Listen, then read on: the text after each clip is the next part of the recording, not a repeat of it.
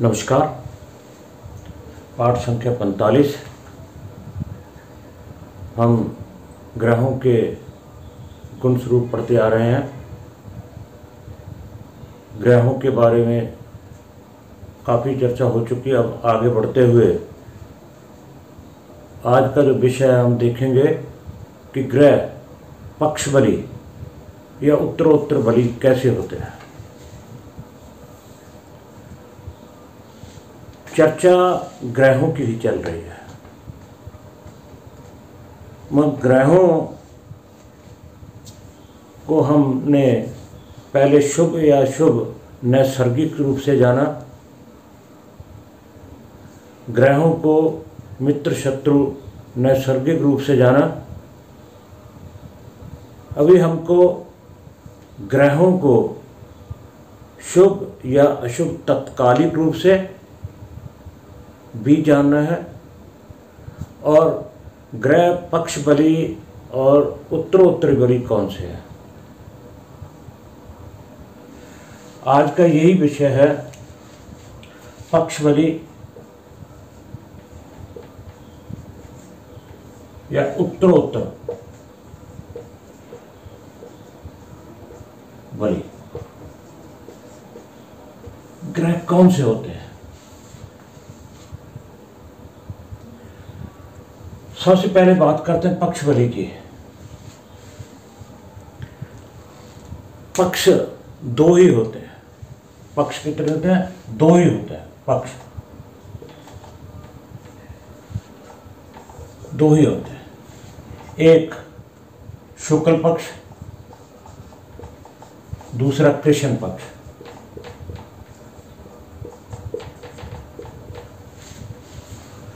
कोई भी जातक जन्म लेता है, इन दो ही पक्ष में जन्म लेता है, कृष्ण पक्ष या फिर शुक्ल पक्ष। ये हर एक को पता होता है, प्रत्येक जातक को पता होता है कि जो थोड़ी सी भी ज्ञान रखता है, थोड़ा सा भी ज्ञान रखता है, जिसको थोड़ी सी भी नॉलेज है ज्योतिष के बारे में, और वो जो लेमैन है उसको भी पता है दो ही पक्ष हैं, एक शुक्ल एक कृष्ण। तो उसको मालूम होता है कि मैं कृष्ण पक्ष में पैदा हुआ हूं या कि शुक्ल पक्ष में पैदा हुआ। अब बात यह है, इन पक्ष में शुक्ल और कृष्ण पक्ष में कौन से ग्रह जो है बलवान होते हैं। हमें यह पता है भी शुभ ग्रह कौन कौन से हैं। शुभ ग्रह नैसर्गिक रूप से शुभ ग्रह दो ही हैं, गुरु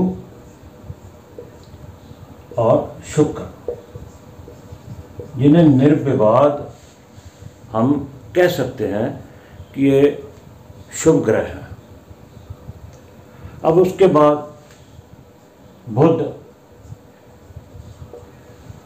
बुध भी शुभ होता है। अगर अकेला है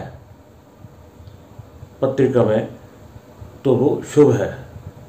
अगर वो किसी शुभ ग्रह के साथ बैठा है, किसी शुभ ग्रह के प्रभाव के अंतर्गत है, तो वो शुभ है। अन्यथा किसी अशुभ ग्रह के साथ है तो अशुभ है। तो इसे हम क्या करेंगे? कंडीशनल कहेंगे। कंडीशनल, सी लिख लेते हैं। कंडीशनल,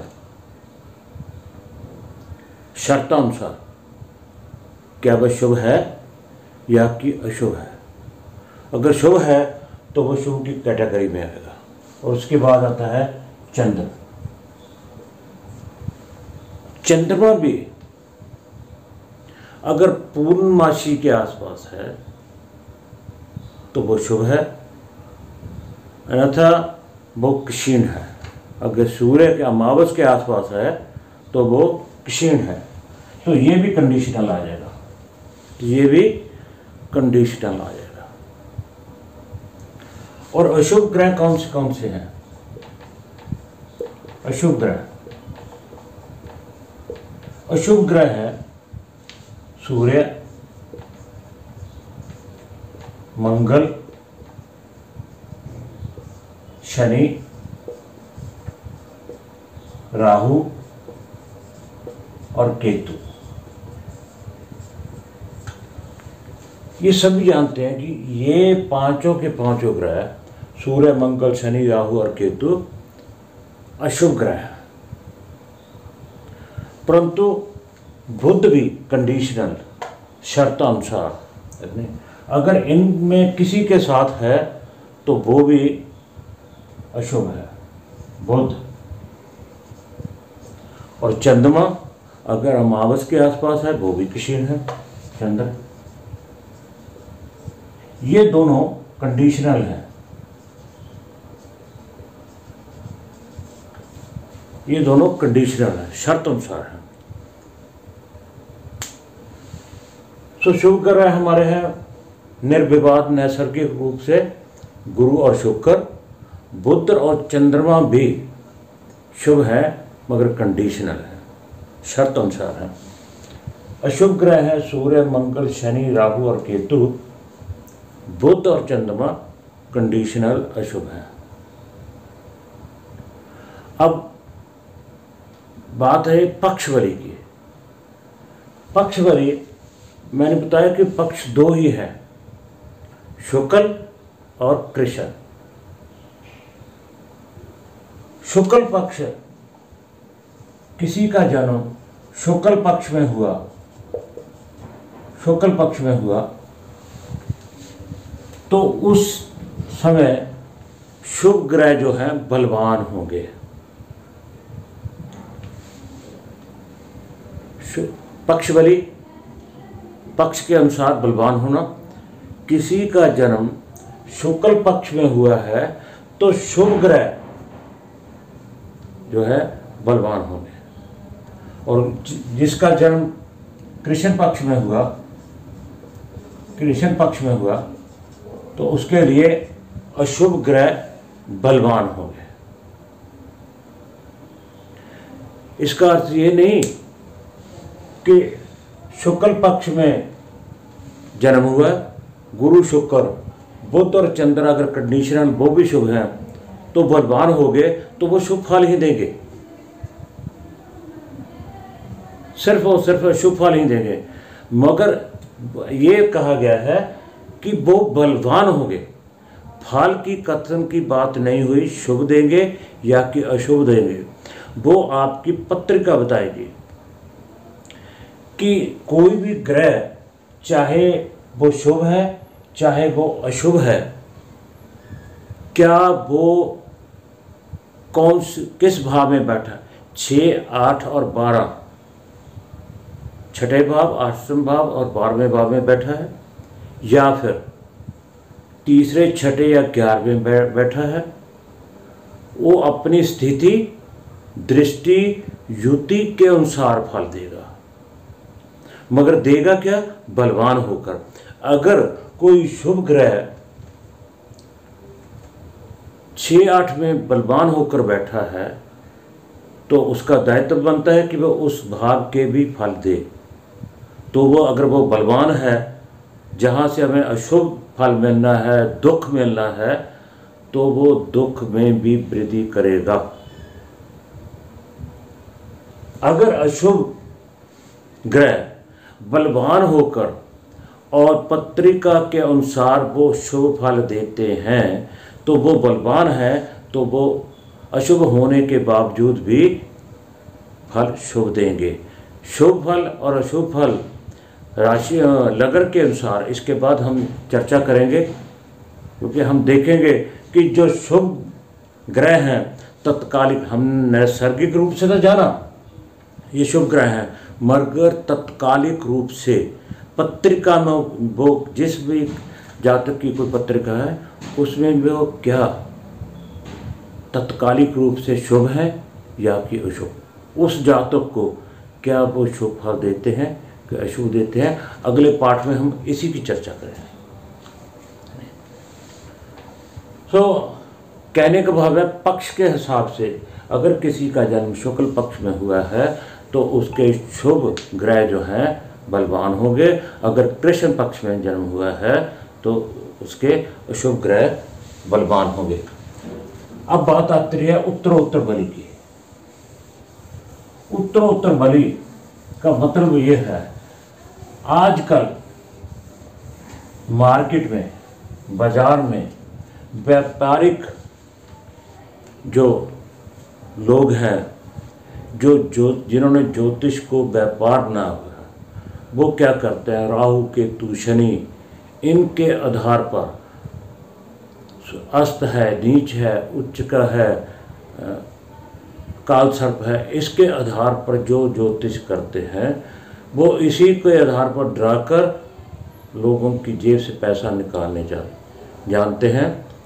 तो आप सबको ये पता होना चाहिए, क्योंकि शनि के बारे में बहुत डराया जाता है। शनि बहुत बलवान है, शनि ऐसे कर देगा, इसके ऐसा होगा। ये नहीं, मैं ये नहीं करता, मगर डरा देना कुछ और बात है। शनि कितना बलवान है बाकी ग्रहों से वो हम पढ़ेंगे। शनि सबसे निम्न स्तर पर आता है, सब ग्रहों में सबसे कमजोर है शनि, सबसे कमजोर है शनि। तो उसके बाद शनि के बाद कौन आता है? शनि है। शनि के बाद देखो बाकी सारे ग्रह हैं, सूर्य, चंद्र, मंगल, बुध, ये सभी ग्रह हैं। तो शनि के बाद कौन आता है?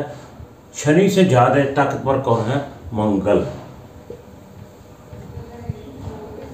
और मंगल से ज़्यादा ताकतवर कौन है? बुध। बुध से ज़्यादा ताकतवर कौन है?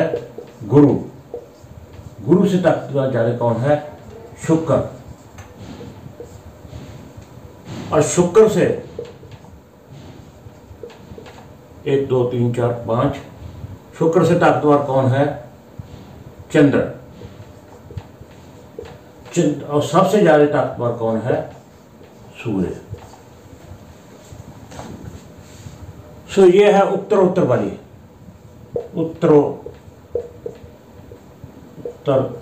उत्तरोत्तर बली हम कह देते हैं शनि। मैं ये नहीं कहता शनि योगकार भी हो सकता है, शनि बलवान भी हो सकता है, मगर डरा देना ग्रहों में अगर हम उत्तरोत्तर बली दें, सूर्य सबसे बलवान है।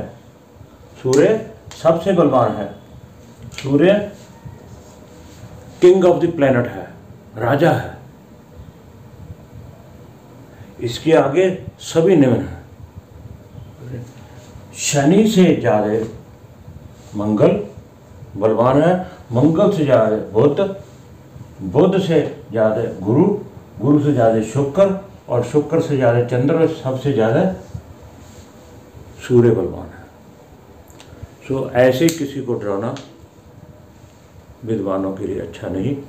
अगर वाकई वो किसी कुंडली में या योगकारी होकर किसी ऐसे भाव में बैठा है तो जरूर बताइएगा, मगर इस नाम पे अपना व्यवसाय मत चलाइएगा।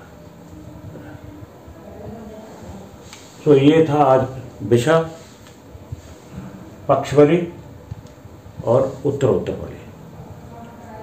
अगले पार्ट में कुछ और। आप सबका धन्यवाद।